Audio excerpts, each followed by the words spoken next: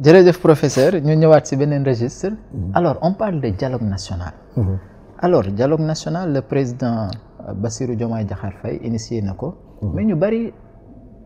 en tout cas beaucoup se posent la question à savoir lan mooy utilité bi. lan mooy pertinence bi ak luy njëriñ parce que on a l'impression que bon le pays amuñu jafe-jafe en tout cas bon le premier ministre sax mu ngi koy wax Sénégal amul opposition te ñun bu ñu daan dégg dialogue rek dañuy jàpp ni peut-être xëy na y a problème entre opposition ak pouvoir ba ñu ci bari moo tax di laaj naan lan mooy njëriñ bi ak luy impact bi alors ma laaj la vous êtes le secrétaire général du Rassemblement pour la vérité andi ci dëgg est-ce que yow sa parti dina dem ci dialogue bi ak lan mooy utilité dialogue bi waaw jërëjëf Cheikh Bamba laaj bu am solo sur le dialogue politique man dama gëm ne le dialogue politique dans tous les pays c'est permanent. C'est permanent. À l'Assemblée, les gens dialoguent. D'accord. Dans la presse, dans le quotidien des Sénégalais, mais nous dialoguons. Chaque instant, nous waxtaan. Dama jàpp sax ni Sénégal, il y a une place trop importante accordée à la politique par rapport à d'autres sujets xam ne moo ëppoon solo. Même presse bi soo koy xool dafa mel ni waxi politique moo gën a neex Sénégalais yi. émission politique ñoo ëpp alors que émission technologique yi digitale économie valeur culture science ingénierie maanaam yii moo doon nekk dëkk bi nga xam ne mu ngi carburé mu ngi bëgg a dem ci kanam yii moo doon ëpp dans la place publique man jàpp naa ne aujourd'hui le dialogue politique c'est important dafay témoigner peut-être la bonne foi du président mais pour man de priorité aujourd'hui si weer yi ñu nekk il y a pas d'élection en vue 1 an il y a pas d'élection en vue élection présidentielle législative ak yëpp c'est dans ay 4 ans donc on a le temps pour le préparer mais aujourd'hui le dialogue économique est très important et aujourd'hui dafa jàmp ndax économiquement dëkk bi dafa mel ni demul bougé donc man jàpp naa ni dialogue boobu moo ëppoon solo mais nag comme que Macky jàppoon na 28 mai def ko journée du dialogue le président ñëw aligné aussi respecter institution boobu lu ñuy saluer la man dialogue bi jàpp na nag ni occasion la pour ñu régler de manière sincère nag certaines questions yi xam ne questions yi wartul am Sénégal du si waxtaan aujourd'hui qui est candidat qui ne l'est pas lii war nañ ko régler une bonne fois pour toutes bañ a bàyyi la justice bu nekk benn instrument du pouvoir pour di éliminer ay adversaires yoo xam ne buggoo jàkkaarloog ñoom ci élection on doit régler benn yoon ay ku ñu condamné sursis amatuloo nekk candidat c'est pas sérieux maanaam condamnation sax si yenn délits yu élémentaires yi warul la xañ sa droit de te présenter dans une élection les Sénégalais ñooy choisir buñ la bëggee comme président ñu fal la seen droit la buñ la bëggul tam comme président ñu sanctionné la mais en dehors de ay détournement de public ak ay yenn crimes yu rëy ay meurtre et cetera mais nekk war ñu ko xañ mu mën a participer ci élection c'est pas normal ñaareel ba on doit aller dans le fond aujourd'hui mooy le système politique actuel sénégalais gis naa ñu bëri ñu def focus sur le nombre de partis man loolu d'accord ma ci man Cheikh Bamba pour man que dans ce pays qu'on ait 300 partis warul déranger qui que ce soit parce que Sénégal joxul dërëm benn parti aucun parti n'est entretenu par l'État bu doon l'État donne des subventions à ces partis oui on doit se poser des questions si yenn partis yoo xam ne gisuñu résultat gisuñu siège gisuñu dara mais État joxul kenn 5 Sénégalais bu leen neexee ñu am seen vision bopp ñun dañoo bëgg créer suñu parti lii mooy suñu vision c'est droit la maanaam on doit pas pour man yenn yi dellu ginnaaw sax en réalité dellu ginnaaw la donc pour man les partis mën nañ teg nag ay conditions parti dafa am ay obligations yi nga am sur la participation à la formation politique la conscientisation des citoyens sur des activités yoo xam ne war nga ko am sur une transparence dans ta gestion yoo xam ne war nga ko def chaque année ñu dëggal ko maanaam lii jàpp naa ni il y a une loi qui est là qu'on doit essayer de respecter mais quant à rationaliser ay partis politiques wala ay associations pour man c'est pas sérieux des associations il peut y avoir 1000 ci dëkk ça doit gêner personne te association ay nit yoo xam ne ñoo àndandoon dañoo bëgg a def telle activité des mosquées on peut avoir 10 000 mosquées dans un pays loolu déranger kenn des partis politiques on peut en avoir 10 000 cette affaire là l'essentiel ñun li ñu jàppee parti mooy ñiy dem élection mooy ñi nga xam ne dañuy ay parti lañu mooy ñi nga xam ne am nañu un contrat bu ñu am avec la société ñu ngi participer à l'éveil des consciences et à la culture et à l'éducation politique man parti dafa am ay obligations yoo xam war nañu ko teg léegi nag bu ñu bëggee nag commencé jox xaalis parti yi leen jox financement chaque weer te man loolu d' accord ma ci gëw ma ni d' accord ma ni état moo war di financer ay parti politique leen jox xaalis pour ñu mën a am seen loolu man d' accord ma ko dama gëm ne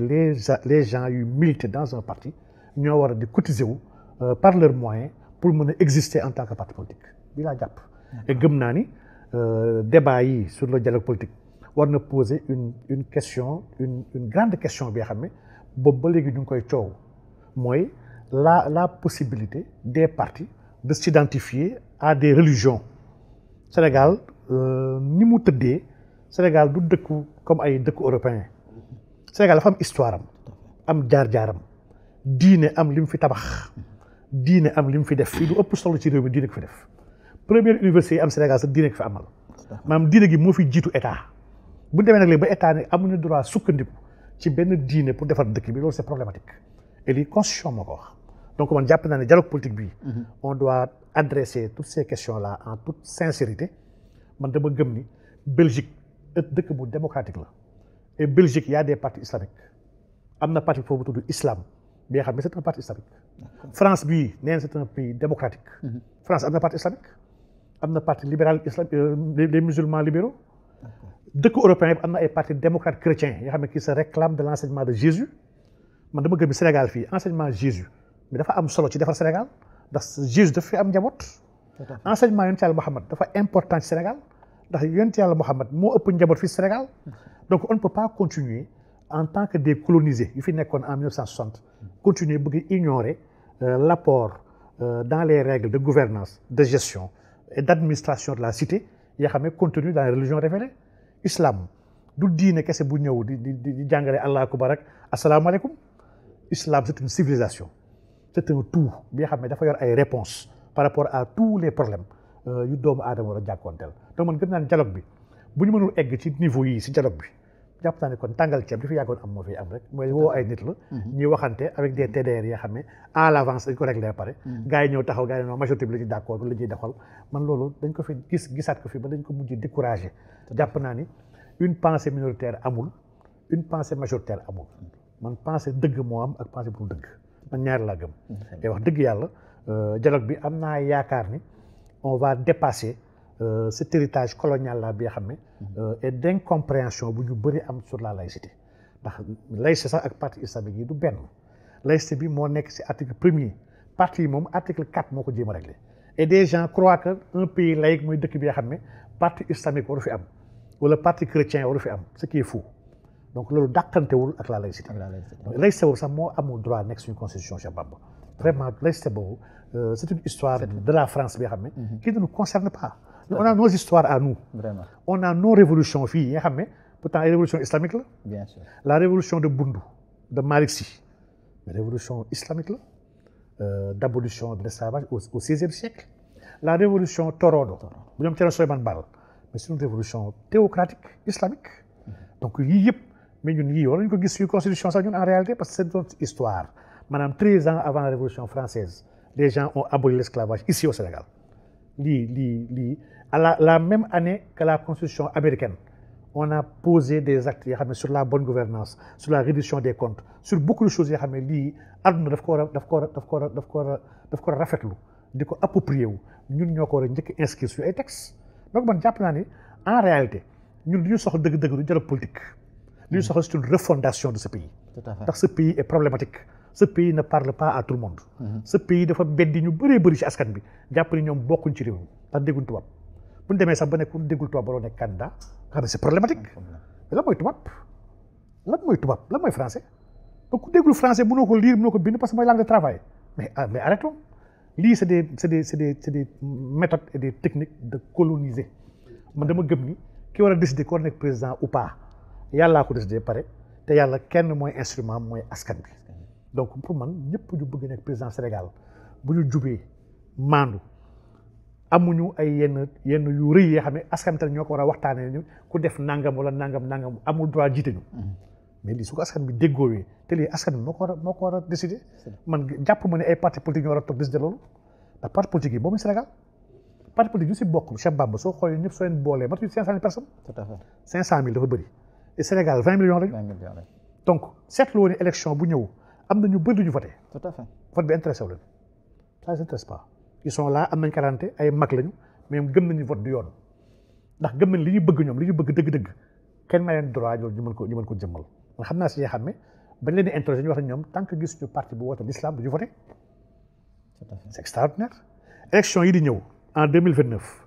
actuellement on a plus d'1 million de personnes yi nga xam ne actuellement ñu ngi entre 14 ans ba 17 ans ñii ñëpp en 2029 moo nar nekk seen première élection c'était primo votant xale yu bëri mais xale yi yàlla mooy seen aspiration pour 2029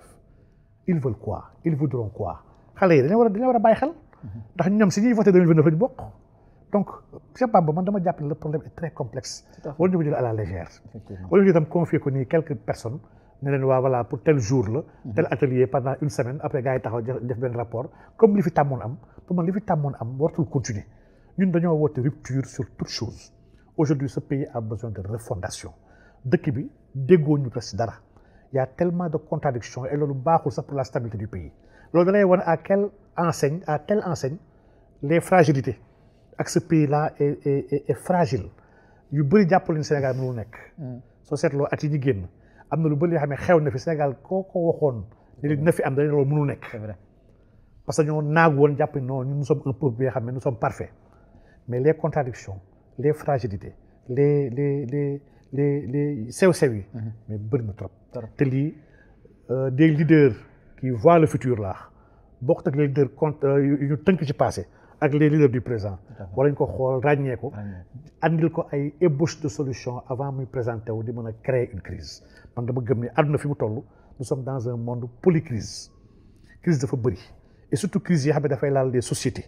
les communautés les relations et les rapports maanaam crise yi nii par la politique on peut régler et il faut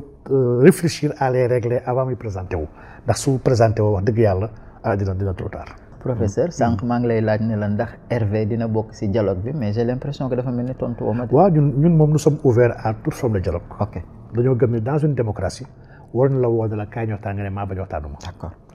kenn kese moo la war a woo nga ne ko maa bañ mooy ku la woo benn yoon ñaari yoon li nga wax yëpp bàyyi ko xel kooku bu la woowee jartul ngay dem. ay nga xam ne mësulaa woo bu la woowee wax dëgg yàlla war ngaa dem uyu ji ba pare andi fa sa xalaat. macha allah surtout xalaat bu tumuranke dañoo gëm ni les vraies questions de fond yu la gouvernance de ce pays waxtaanee guñ ko ba tey et que tant que waxtaanee wuñu ko dëkk bi mu saafaraw et donc jotaay yooyu tribune la pour mën a apporter suñu ay contribution ak suñu participation